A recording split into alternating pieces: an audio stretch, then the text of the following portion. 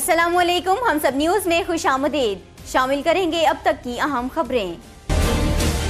وزیر اعظم شاہد خاقان عباسی نے دعویٰ کیا ہے کہ آئندہ انتخابات نون لیگ کے لیے 2013 سے بہتر ثابت ہوں گے۔ تفصیلات جانتے ہیں ہم سب ٹی وی کی اس رپورٹ میں۔ کہوٹہ کے علاقے نڑ میں اجتماع سے خطاب کرتے ہوئے وزیر اعظم شاہد خاقان عباسی کا کہنا تھا کہ کہوٹہ شہیدوں اور غازیوں کی سرزمین ہے اور یہاں کے نوجوانوں نے جرت اور بہادری کی روایت کو زندہ رکھا ہوا ہے۔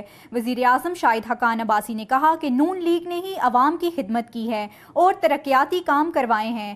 کہیں بھی چلے جائیں آپ کو مسلم لیگ نون کے کام ہی نظر آئیں گے۔ انہوں نے کہا کہ موٹر ویز، کارخانے یا دیگر چیزیں سب مسلم لیگ نون کی کارکردگی ہیں۔ ان کا کہنا ہے کہ جولائی میں عوام جو فیصلہ کرے گی وہی اصل فیصلہ ہوگا۔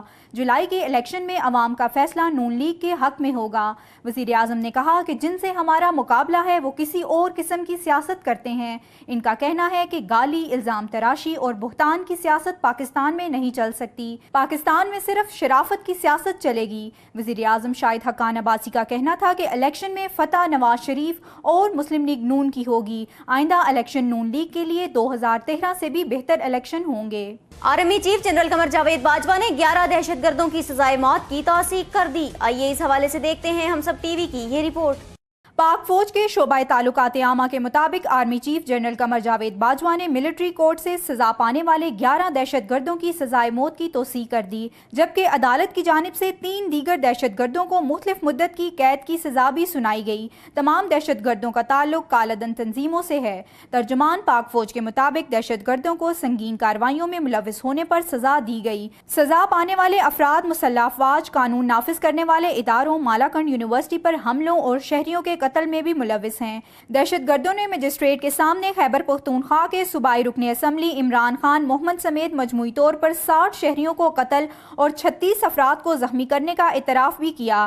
ISPR کے مطابق سزا پانے والے دہشت گردوں میں عارف اللہ، بہت محمد، برہان الدین، محمد زیب، سلیم عزت خان، محمد عمران، یوسف خان، شہیر خان، گل خان اور نادر خان شامل ہیں، جبکہ 3 دہشت گردوں کو قید کی سزا بھی سنائی گئی۔ برہان الدین، شہیر خان اور گل خان نے مردان کے علاقے انکلی میں ایک نماز جنازہ پر حملہ کیا تھا۔ اس حملے میں ممبر صوبائی اسمبلی عمران خان محمد سمیت 30 افراد شہید اور 100 زخمی ہو گئے تھے۔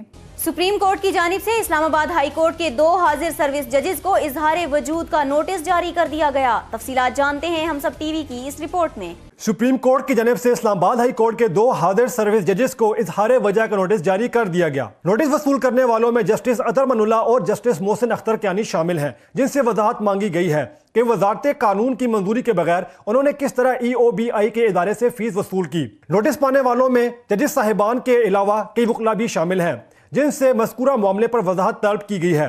یہاں یہ اصول پیش نظر رہے کہ کوئی وفاقی ادارہ 1 لاکھ روپے سے زائد فیس لینے کی صورت میں وزارت قانون کی منظوری کے بغیر کسی پرائیویٹ کونسل کی خدمات حاصل نہیں کر سکتا۔ مذکورہ نوٹسز چیف جسٹس میاں ثاقب نثار اور جسٹس اعجاز الاحسن پر مشتمل 2 رکنی بینچ کی جانب سے جاری کیے گئے۔ عدالت کی جانب سے حیرت کا اظہار کرتے ہوئے کہا گیا کہ ادارہ کس طرح بغیر اجازت عوام کا پیسہ پرائیویٹ کونسل کی خدمات حاصل کرنے کے لیے خرچ کر سکتا ہے۔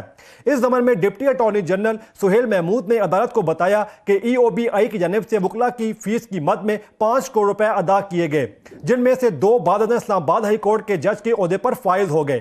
جاری کی گئی فہرست کے مطابق 31 جولائی 2012 کو جسٹس اطہر من اللہ نے بحیثیت وکیل 8,50,000 روپے، جبکہ لا ایسوسیٹ میں بطور ایسوسیٹ کام کرنے والے جسٹس محسن اختر کیانی نے 6,58,000 روپے EOBI سے وصول کیے تھے۔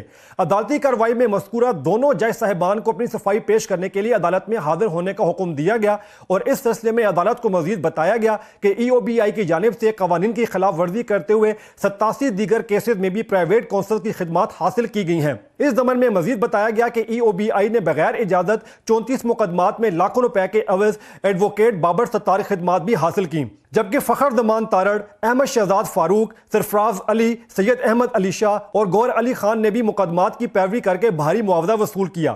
ڈپٹی اٹارنی جنرل نے عدالت کو بتایا کہ اس سے قبل EOBI نے خواجہ حارث اور رشید رضوی پر مشتمل سینئر کونسل کی خدمات بھی لیں، لیکن اس میں وزارت قانون کی اجازت شامل تھی۔ اس طرح وزارت قانون نے ایک کیس میں اعتزاز احسن کی جانب سے پیروی کی اجازت دے دی تھی، لیکن دوسرے مقدمے میں اجازت دینے سے انکار کر دیا تھا۔ 8 فروری 2017 کو دیے گئے فیصلے میں جسٹس قاضی فائز عیسیٰ نے بھی سرکاری اداروں کی جانب سے اٹارنی جنرل اور صوبائی ایڈوکیٹ جنرل کی موجودگی کے باوجود پرائیویٹ کونسل کی خدمات حاصل کرنے پر اعتراض کیا تھا۔ بعد ازاں حکومت نے قانون میں ترمیم کر کے سرکاری اداروں کو اٹارنی جنرل کی مشاورت کے بعد پرائیویٹ کونسل کی خدمات حاصل کرنے کی اجازت دے دی گئی تھی۔ چیئرمین پاکستان انٹرفیتھ لیگ جناب ساجد اسحاق نے وفاقی وزیر شماریات کامران مائیکل کی تقریر پر تبصرہ کرتے ہوئے کہا ہے کہ کامران مائیکل مذہبی کارڈ استعمال کر رہے ہیں، تاہم کرسچن کمیونٹی کو ان کے رویوں اور چالاکیوں کے خلاف کھڑا ہونا ہوگا تاکہ مذہب کو سیاست کے نام پر استعمال کرنے والے بے نقاب ہوں۔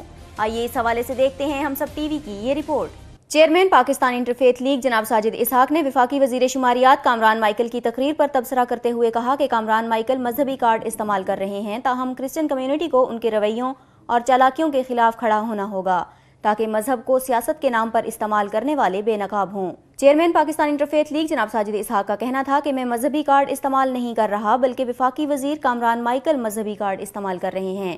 کامران مائیکل سے جب وضاحت طلب کی گئی کہ اقلیتوں کے اعداد و شمار ریلیز کیے جائیں تو انہوں نے بجائے اقلیتوں کے حقوق اور اعداد و شمار ریلیز کرنے کے الزام تراشی شروع کر دی۔ جناب ساجد اسحاق نے کہا کہ دراصل کامران مائیکل نے خود مذہب کو سیاست کے لیے استعمال کیا۔ اس کی سب سے بڑی مثال NA 120 کے الیکشن کی ہے، جہاں پر کامران مائیکل نے اقلیتوں کے ووٹ حاصل کرنے کے لیے سابق وزیر اعظم نواز شریف کی صاحبزادی مریم نواز کو لاہور کے چرچ میں مدعو کیا اور مذہب کے نام پر سیاسی سودے بازی کی اور لیڈرشپ چرچ کو سیاست کا گڑھ بنا دیا۔ اور اس پر چرچ کی جانب سے وضاحت کی گئی کہ ہم نے کامران مائیکل کو کسی بھی سیاسی سرگرمی سے منع کیا تھا، لیکن انہوں نے چرچ کے تقدس کو ملحوظ خاطر نہیں رکھا۔ اس کے علاوہ ان کا کہنا تھا کہ کامران مائیکل بے بنیاد الزام لگا رہا ہے کہ مجھے پاکستان تحریک انصاف سے نکالا گیا، جبکہ اصل حقیقت یہ ہے کہ سب لوگ جانتے ہیں کہ میں نے خود PTI کو خیر باد کہا اور 2012 تا 2014 میں اپنے موقف پر ڈٹا رہا اور اقلیتوں کے حقوق پر بات کرتا رہا۔ جناب ساجد اسحاق کا کہنا تھا کہ کرسچن کمیونٹی کو ان کے رویوں اور چالاکیوں کے خلاف کھڑا ہونا پڑے گا تاکہ مذہب کو سیاست کے نام پر استعمال کرنے والے بے نقاب ہوں۔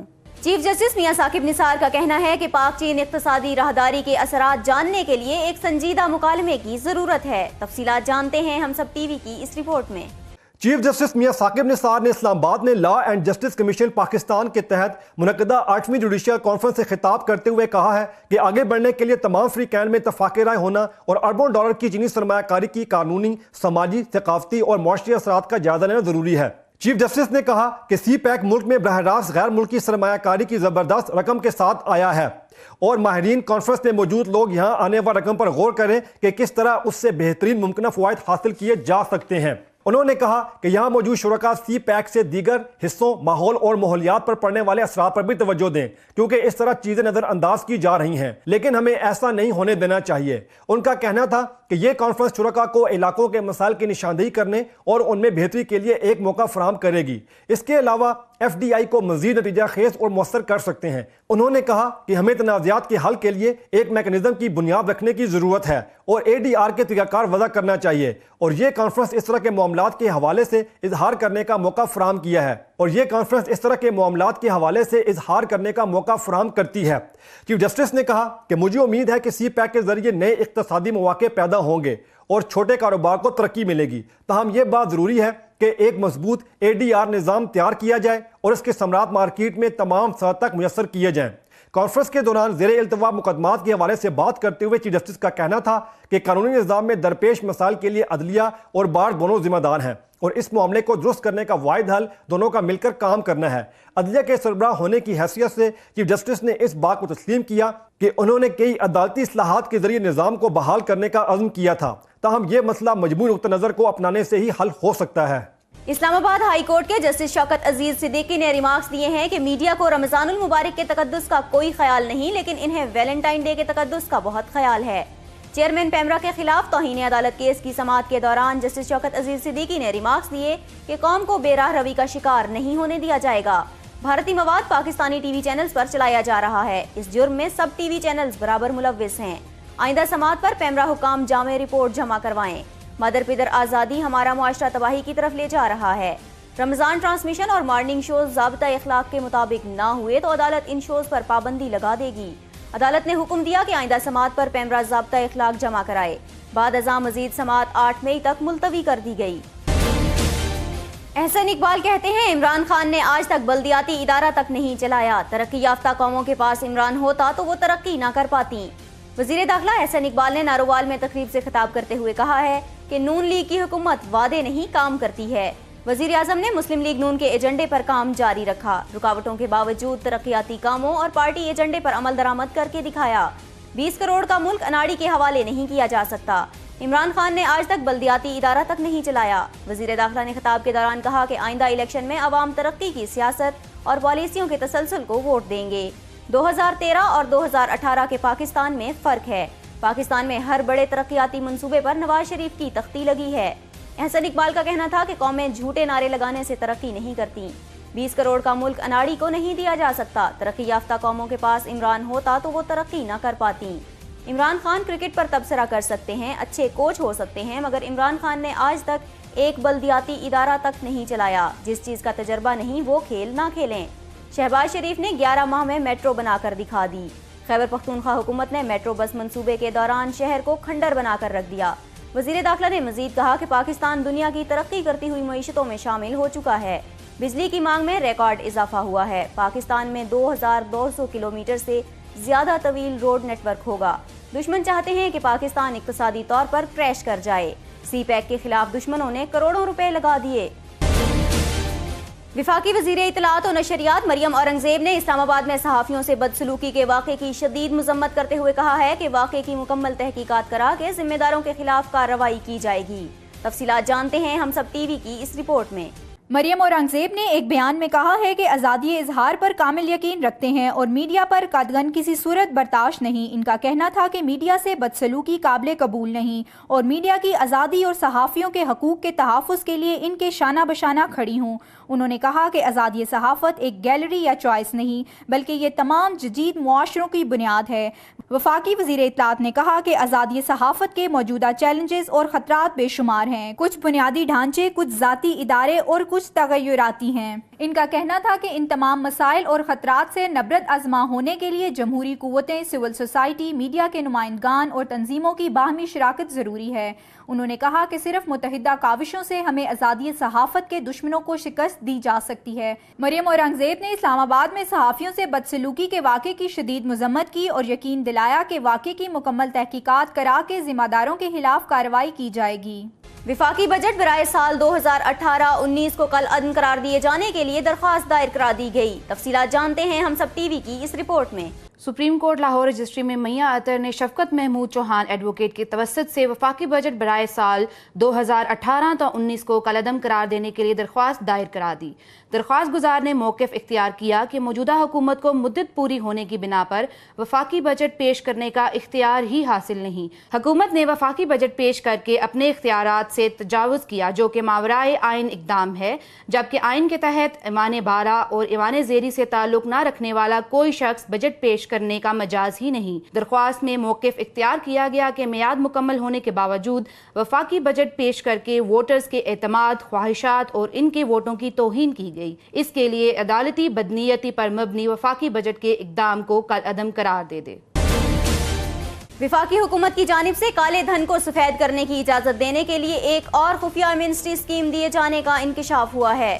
وفاقی حکومت کی جانب سے گرین فیلڈ صنعتی انڈرٹیکنگ میں سرمایہ کاری کے نام سے 0% ٹیکس پر اربوں روپے کے کالے دھن کو سفید کرنے کی اجازت دینے کے لیے 2018-19 کے بجٹ میں بھی ایک اور خفیہ ایمنسٹی اسکیم دیے جانے کا انکشاف ہوا ہے، جس کا اطلاق 1 جنوری 2014 سے 30 جون 2019 تک کے لیے ہوگا۔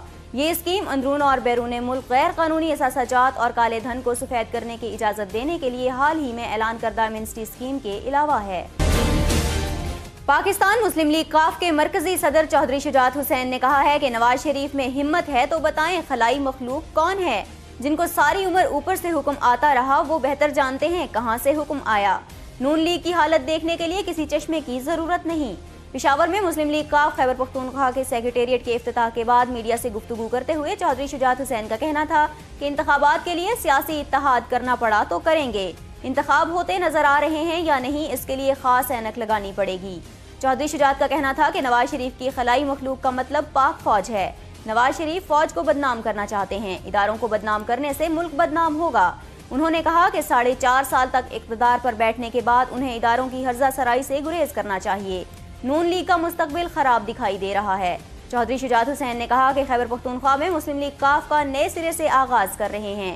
پنجاب کی صوبائی کابینہ میں ہمارے دور کے 12 وزراء شامل ہیں۔ پرویز مشرف کے ساتھ کوئی رابطہ نہیں، مگر ٹی وی پر ضرور دیکھتا ہوں۔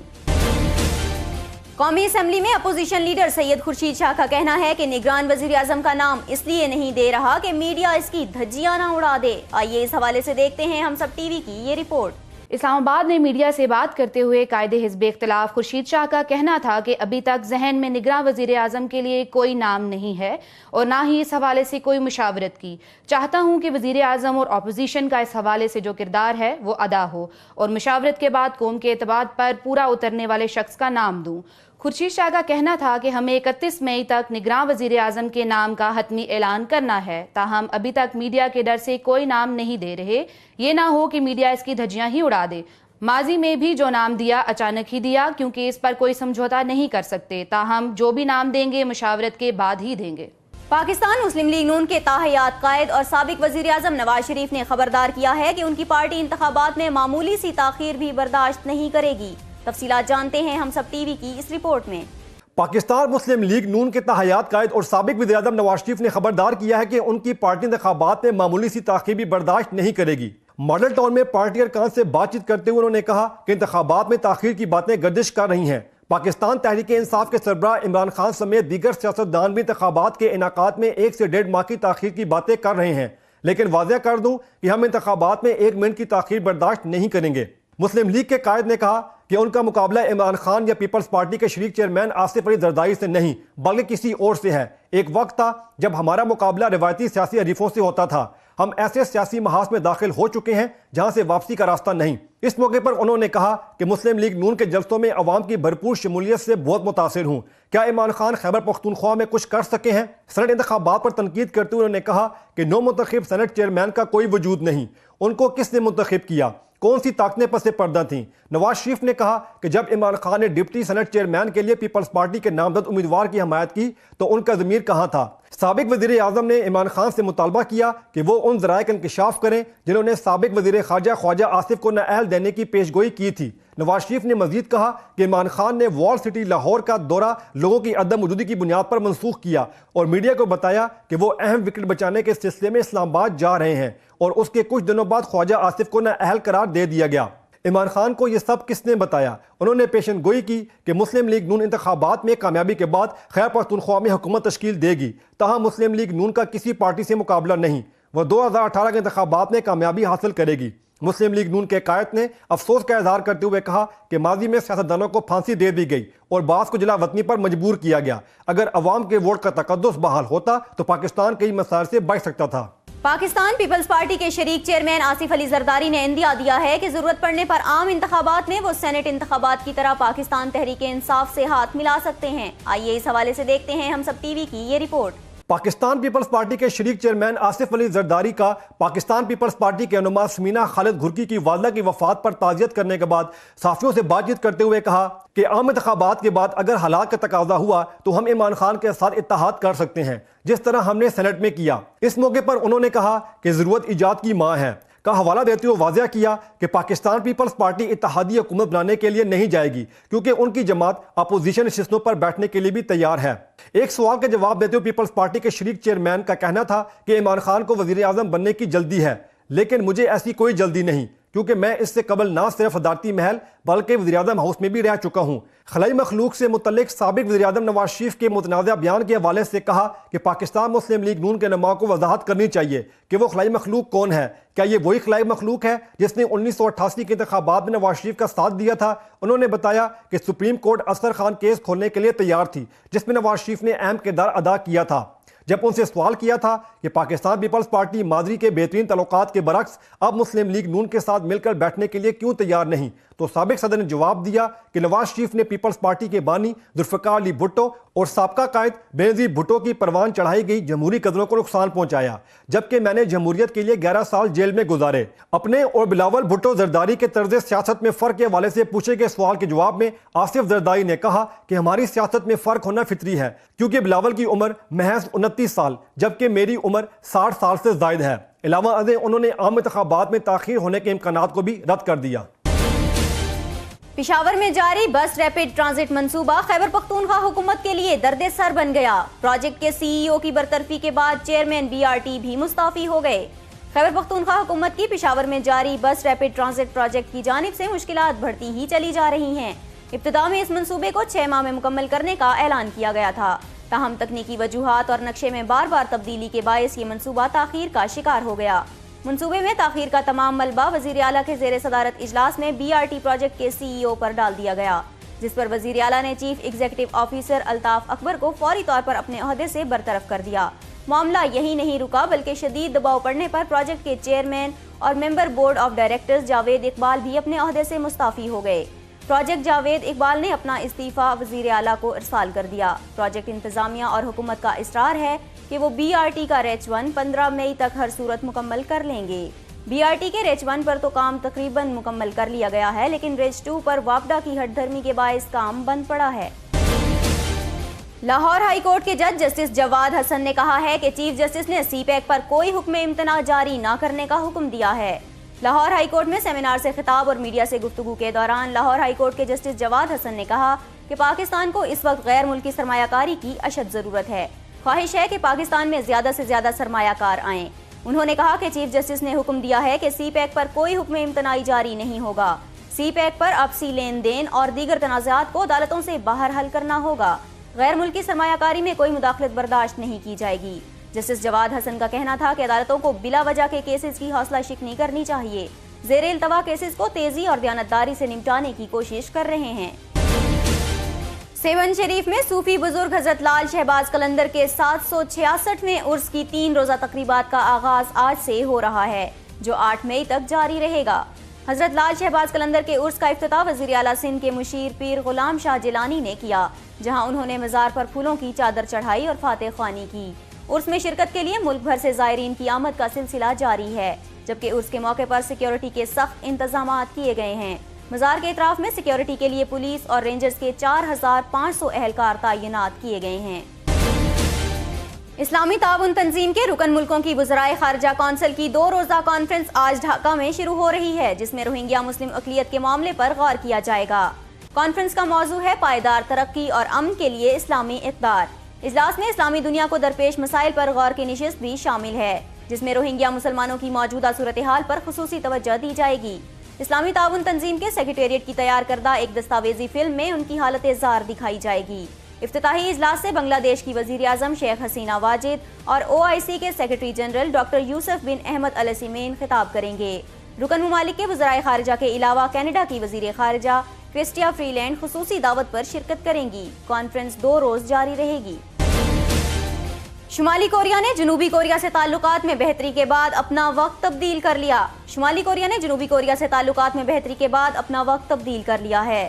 وقت تبدیلی کا فیصلہ دونوں ملکوں کے سربراہوں کی ملاقات میں کیا گیا۔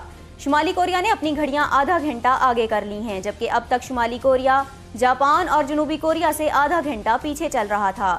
شمالی کوریا کی جانب سے گھڑیاں آگے کرنے کا مقصد دونوں ممالک میں فاصلوں کو کم کرنے سمیت اچھے تعلقات کی علامت قرار دیا جا رہا ہے۔ دوسری جانب امریکی صدر ڈونلڈ ٹرمپ نے شمالی کوریا کے صدر کم جونگ ان سے ملاقات کا مقام اور تاریخ طے کر لی ہے، جس کا جلد اعلان کر دیا جائے گا۔ امریکی صدر ڈونلڈ ٹرمپ نے کہا ہے کہ شمالی کوریا کے رہنما کم جونگ ان کے ساتھ ملاقات کا وقت اور مقام طے ہو چکا ہے، جس کا اعلان جلد کر دیا جائے گا۔ امریکی صدر ڈونلڈ ٹرمپ نے کہا ہے کہ شمالی کوریا کے صدر کے ساتھ ملاقات کا وقت اور مقام طے ہو چکا ہے اور اس تاریخی ملاقات سے متعلق تفصیلات جلد ہی میڈیا کو بتا دی جائیں گی۔ یہ ملاقات خطے میں انقلابی تبدیلیاں لائے گی، جبکہ جنوبی کوریا اور شمالی کوریا کے درمیان کشیدگی میں کمی سے بھی خطے پر مثبت اثرات مرتب ہوئے ہیں۔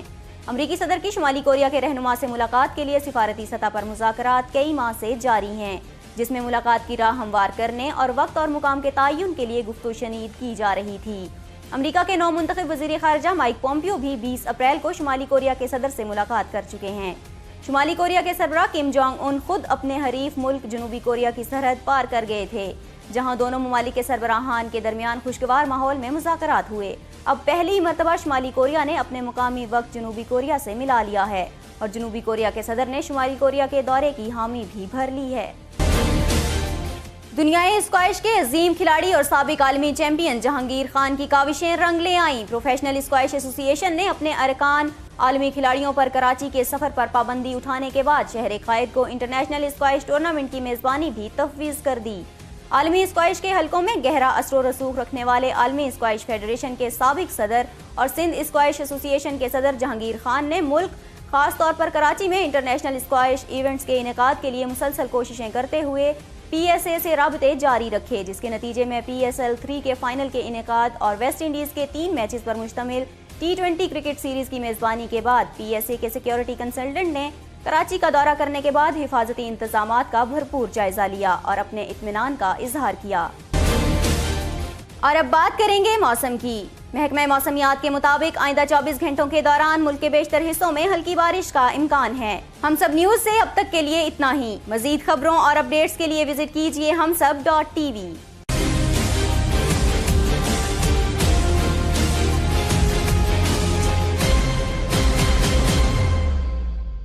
Please subscribe to Humsab TV and hit the notification icon on the screen to get the latest updates of our channel.